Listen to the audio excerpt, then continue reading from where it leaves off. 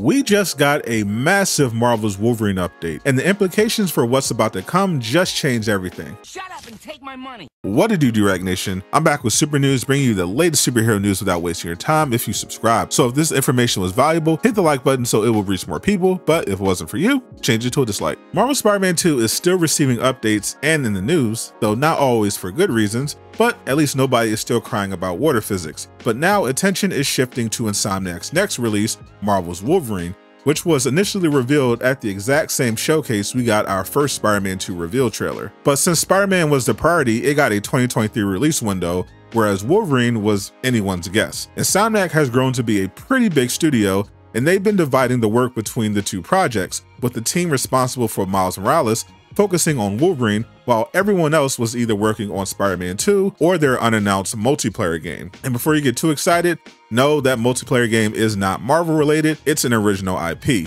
For now, Insomniac is only doing single-player superhero games. But in the last month, Insomniac has been moving members of their Spider-Man 2 team over to help get Marvel's Wolverine ready for launch, which until now didn't have much out there officially other than the initial reveal trailer and some details about the game, which isn't unusual for Insomniac, who didn't reveal the first Spider-Man 2 gameplay footage until 5 months before launch. So far, we know Marvel's Wolverine is going to be a semi-open world action game in the style of God of War. This means instead of a big open world like New York to run around in, this will be a more linear experience focused on combat and story, which I think suits Wolverine very well, especially since he doesn't have his own wings. So Insomniac can focus on the narrative and the combat rather than coming up with obligatory open world side activities. Nobody wants to see Wolverine helping a high school find their mascot. The game will of course be released exclusively on the PlayStation 5 console, with a PC version dropping 2 years later, just like with Spider-Man and Rift Apart. And thanks to famous industry insider Jeff Grubb,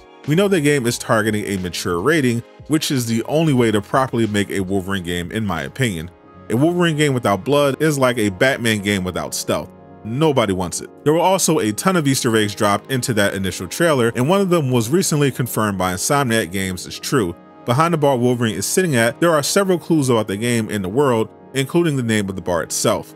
Wolverine is at the Princess Bar, which is a famous hangout for Wolverine in the comics, and means the game will take place in Madripoor, which MCU fans might remember from the Zemo dance scene in Falcon and the Winter Soldier. There is an advertisement for radio station 104.8, which appears to be a reference to the universal designation of the Insomniac Spider-Man video games, which is of course 1048, implying Wolverine may take place there as well. This was recently confirmed by Insomniac's creative director Brian Intihar, which leaves the door open for a potential crossover between the two heroes in the future. Another notable Easter egg found about the game Behind the Bar is the license plate HLK 181, which appears to be a direct reference to the Incredible Hulk 181, an issue where both Wolverine and the Hulk cross paths while hunting a Wendigo. During this comic, the two end up fighting each other to a draw, and if Insomniac were to include that in this Wolverine game, I think I would actually lose my voice from screaming. But the one thing we hadn't been clear on is when the game is coming out.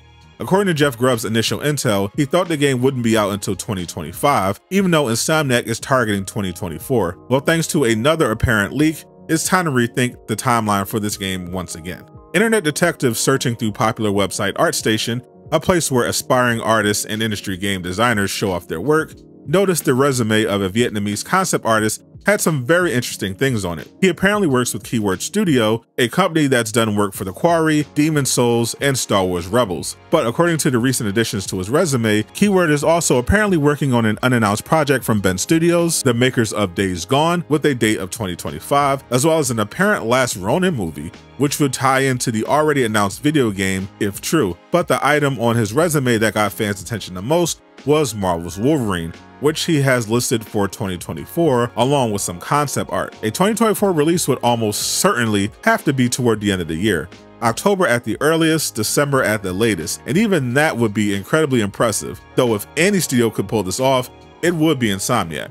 Over the last 5 years, they have almost always had a game out or about to come out. Spider-Man PS4 in 2018, Miles Morales in 2020, Ratchet & Clank Rift Apart in 2021, with Spider-Man 2 and Wolverine announced. Spider-Man Remastered and Miles Morales dropped in 2022 on PC, and then for 2023, they had the PC version of Rift Apart and the launch of Spider-Man 2. and the year is still not over yet. So I'm definitely willing to believe Insomniac could pull off getting Wolverine out by 2024.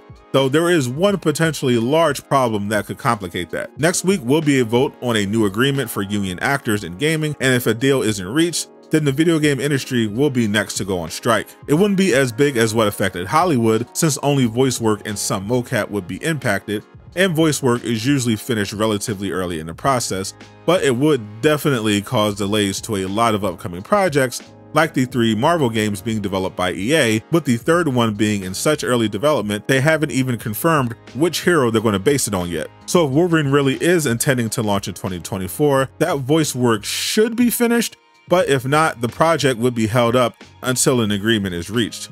Assuming everything goes smoothly with negotiations though, and this intel from the artist is true, that means we'll be getting an aggressive amount of marketing relatively soon. The Game Awards are coming up at the beginning of next month, and that will be a great place for Sony to drop updates for some of their upcoming games, like Wolverine and Stellar Blade, since Marvel Spider-Man 2 is almost certainly going to have multiple nominations. They could also just decide to do another state of play to close the year and highlight their own games, or repeat their Spider-Man 2 marketing strategy and drop a new blog giving an update on the game along with an official release window, with the first gameplay reveal happening at the beginning of the summer near the start of E3 season in late May or early June. This would make it a big year for Insomniac, as not only will Wolverine almost certainly be a Game of the Year contender, 2024 is also the year Insomniac appears to be targeting for the first Spider-Man 2 story DLC. I'll talk about that in the next video on screen.